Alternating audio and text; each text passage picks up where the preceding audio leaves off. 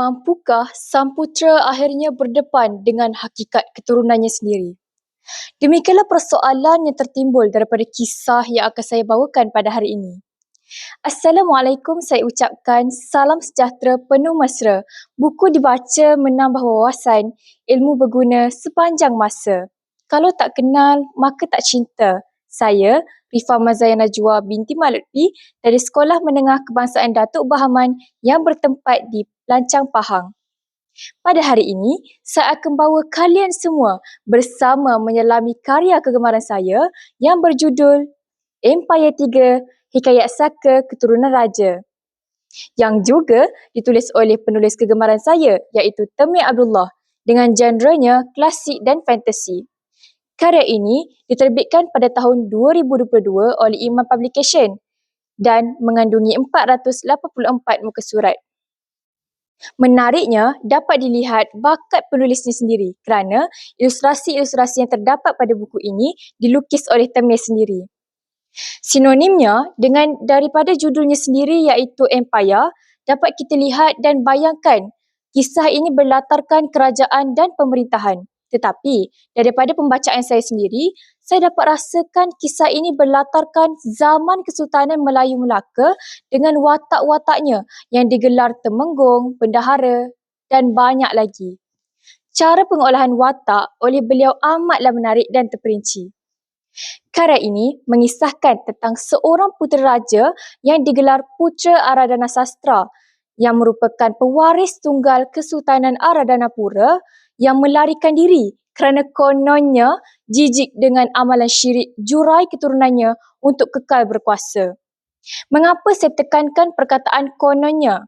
Ini kerana perkara ini tidak pernah disahkan kesahihannya. Malahan, perkara itu hanya tersebar akibat muslihat seseorang yang rapat dengannya yang bertujuan untuk menjatuhkan pemerintahan Aradhanapura ketika itu.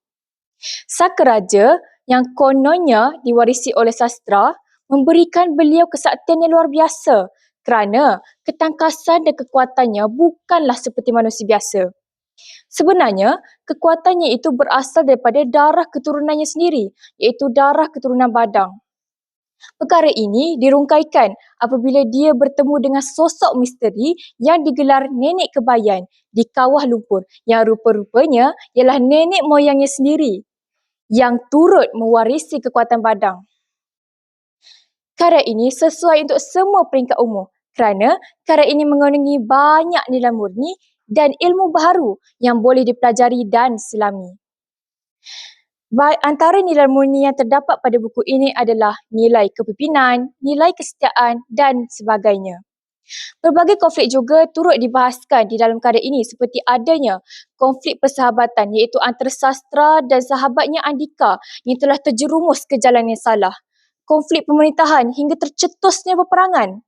Tentunya dengan plot yang tidak dijangka-jangka yang akan membuatkan pembaca terenganga dan terkejut seperti saya.